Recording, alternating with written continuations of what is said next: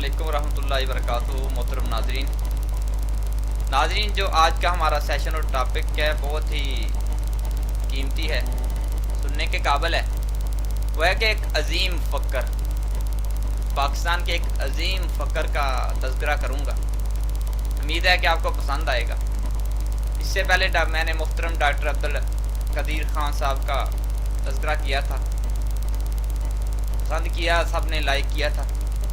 ناظرین، 20ویں صدی کے اختتام پر ایک امریکی ادارے نے 20ویں صدی کے 100 عظیم فکرین کی فہرست شائع کی تھی، جنہوں نے اس صدی میں وسیع پیمانے پر لوگوں کی فکر کو متاثر کیا۔ اس لسٹ میں ایک ایسے فکر بھی شامل ہیں جن کا تعلق پاکستان سے ہے۔ ان کی فکر نے پورے عالم اسلام کو متاثر کیا تھا۔ ان کی کتب سعودی عرب کے اسکولوں کے نصاب میں شامل ہیں۔ ان کے علاوہ عالم اسلام کی مختلف یونیورسٹیوں کے نصاب میں بھی ان کی کتب شامل ہیں، اور مختلف یونیورسٹیوں میں ان کی شخصیت اور فکر پر ریسرچ ہو رہی ہے اور پی ایچ ڈی کے مقالے لکھے جا رہے ہیں۔ ناظرین، آپ وہ شخصیت 1993 میں انڈیا میں پیدا ہوئے اور آپ نے ابتدائی تعلیم ایک عام مقامی اسکول سے حاصل کی۔ آپ نے باضابطہ تعلیم صرف میٹرک تک حاصل کی۔ آپ نے کسی کالج یا یونیورسٹی سے اعلیٰ تعلیم حاصل نہ کی، مگر اپنی خداداد ذہانت، صلاحیت، ذاتی محنت اور لگن اور اردو، عربی، فارسی، انگریزی میں خوب مہارت حاصل کر لی۔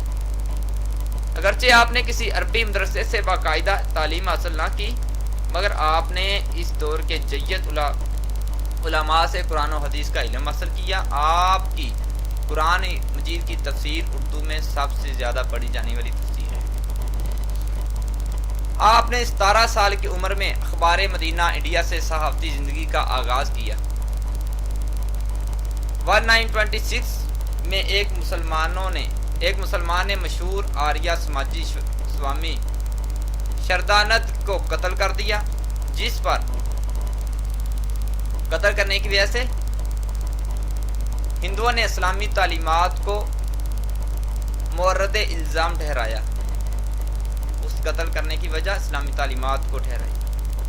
آپ نے 1927 کو صرف 24 سال کی عمر میں اس کی تردید میں مولانا محمد علی جوہر کی خواہش پر الجہاد فی الاسلام جیسی عظیم کتاب لکھی۔ اس پائے کی کوئی دوسری کتاب آج تک اسلامی لٹریچر میں موجود نہیں ہے۔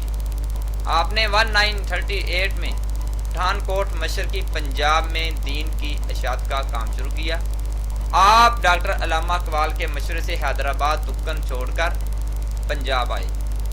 آپ نے 1933 میں ترجمان القرآن کے نام سے ایک علمی رسالہ جاری کیا، جو آج تک جاری ہے اور اس کی اشاعت تمام دینی رسائل سے زیادہ ہے۔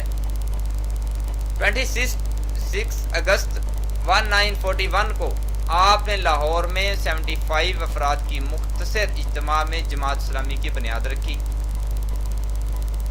جس کا نصب العین حکومت الہیہ یعنی اسلامی نظام کا 1948 میں ریڈیو پاکستان سے 5 تقریروں میں اسلامی نظام کا نقشہ پیش کیا۔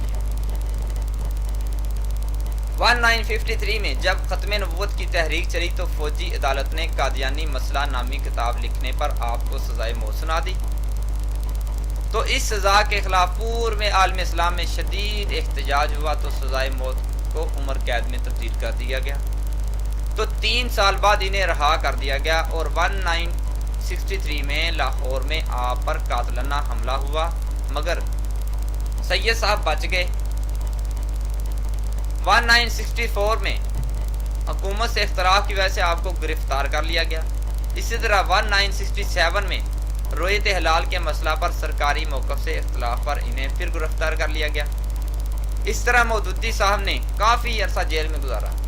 یہ وقت انہوں نے ضائع نہ کیا بلکہ اپنی عظیم تفسیر تفہیم القرآن مکمل کرنے کی کوشش کی، جو 1972 میں مکمل ہوئی۔ ناظرین، 1972 میں مودودی صاحب نے جماعت کی امارت سے استعفیٰ دے دیا اور خالص علمی اور تحقیقی کام میں مصروف ہو گئے، جو ستمبر 1979 میں وفات تک جاری رہا۔ وفات سے پہلے ان کی علمی خدمات کے اعتراف کے طور پر انہیں پہلا شاہ فیصل ایوارڈ دیا گیا۔ سید مودودی صاحب نہ صرف ایک بلند پایا مفکر، جید عالم، بلکہ اعلیٰ پائے کے انشاء پرداز اور باکمال علمی مقرر، عظیم منتظم اور ایک باکمال مصنف تھے۔ ناظرین، آپ کی تصانیف کی تعداد 153 ہے، یعنی کہ 153 آپ کی جو لکھی ہوئی تصانیف ہیں، کتابیں ہیں جو بہت اچھی لکھی ہیں۔ سید صاحب ایک بہت ہی مصروف انسان تھے، آپ کو دن میں لکھنے کا وقت نہ ملتا، آپ اکثر رات کو عشاء کی نماز کے بعد لکھنے پڑھنے کا کام کرتے جو فجر کی نماز تک جاری رہتا۔ مولانا صاحب فجر کی نماز پڑھ کر سوتے تھے۔ مولانا کی ہر کتاب شاندار ہے، عموماً دنیا کے کسی بھی مصنف کی ہر کتاب اعلیٰ پائے کی نہیں ہوتی، مگر سید مودودی صاحب کی ہر کتاب ایک معیاری کتاب ہے۔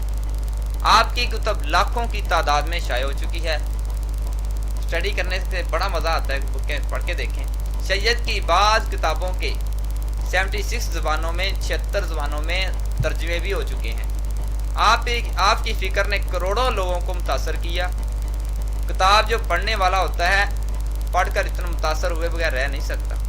ایک وقت تھا کہ مذہبی طبقے اپنے پیروکار کو تنبیہ کرتے کہ وہ سید کی کوئی کتاب نہ پڑھیں ورنہ وہ مودودی ہو جائیں گے۔